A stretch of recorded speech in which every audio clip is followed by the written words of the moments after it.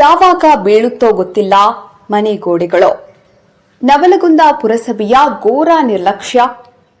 ಗಬ್ಬಿದ್ದು ನಾರುತ್ತಿವೆ ಚರಂಡಿ. 10 ವರ್ಷ ಆತ್ರಿ, ಗಟ್ರು ಮಾಡವಲ್ರಿ, ಏನಿಲ್ಲ.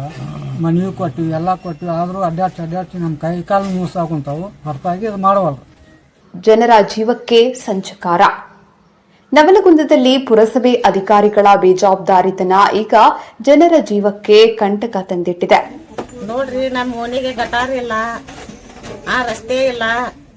ಎಷ್ಟು ಸಲ ಬಂದು ಬರಾಕತ್ತೇವ್ರಿ ಮುನ್ಸಿಪಾಲಿಟಿಗೆ, ಒಟ್ಟ ದಾದ್ ಮಾಡವಲ್ರಿ. ಬಿದ್ದು ಹುಡ್ರು ಎದ್ದಾವ್ರಿ ಗಟಾರ್ನ್ಯಾಗ, ತಲೆ ಹೊಡ್ಕೊಂಡವ್ರಿ. ಮುದಕ್ ಮನುಷ್ಯರಿಗೆ ಅಡ್ಡಾಡಕ ಬಾಳ ತೊಂದ್ರೆ ಆಗಾಕತ್ತೈತಿ. ಬಂದು ಮುನ್ಸಿಪಾಲಿಟಿ ನಾವು ಕೀಲಿ ಹಾಕೇವಿ, ನಿಮ್ಗೆ ಎಷ್ಟು ಸಲ ತಿಳ್ಸಾಕತ್ತೇವೆ ನಾವು. ಹೌದು, ಕಳೆದ ಹಲವು ವರ್ಷಗಳಿಂದ ಸ್ವಚ್ಛಗೊಳಿಸದ ಚರಂಡಿಯಿಂದಾಗಿ ಇಡೀ ಓಣಿಯೇ ನರಕ ಸದೃಶವಾಗಿದೆ.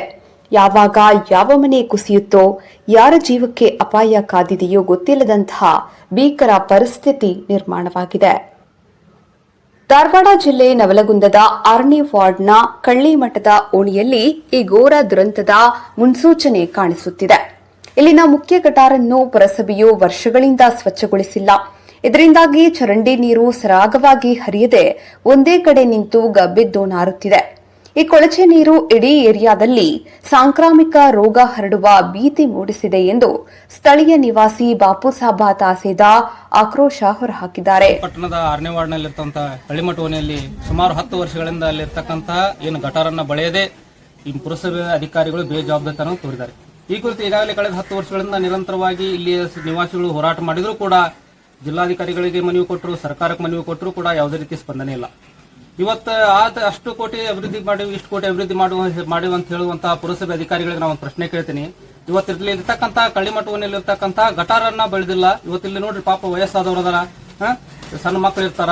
ಇವತ್ತೆಲ್ಲ ಇವ್ರು ಯಾವ ರೀತಿಯಾಗಿ ಮುಂದೆ ಇವರು ಅಡ್ಡಾಡಬೇಕು?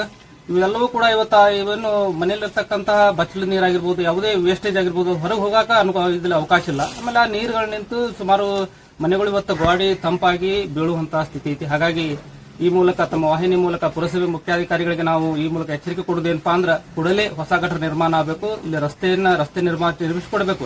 ಇಲ್ಲದೇ ಮುಂದಿನ ದಿನಮಾನದೊಳಗೆ ತಮ್ಮ ಕಚೇರಿ ಮುಂದೆ ಉಗ್ರ ಹೋರಾಟ ಮಾಡುವುದು ಅನಿವಾರ್ಯ. ಏನಾದರೂ ಸಂಬಂಧಪಟ್ಟ ಪುರಸಭೆ ಅಧಿಕಾರಿಗಳು ಎಚ್ಚೆತ್ತುಕೊಳ್ಳುತ್ತಾರಾ ಅಥವಾ ದೊಡ್ಡ ದುರಂತ ಸಂಭವಿಸುವವರೆಗೆ ಕಾಯುತ್ತಾರಾ? ಕಾದು ನೋಡಬೇಕಾಗಿದೆ. HD 24x7 ನ್ಯೂಸ್, ಇದು ಕನ್ನಡಿಗರ ಧ್ವನಿ.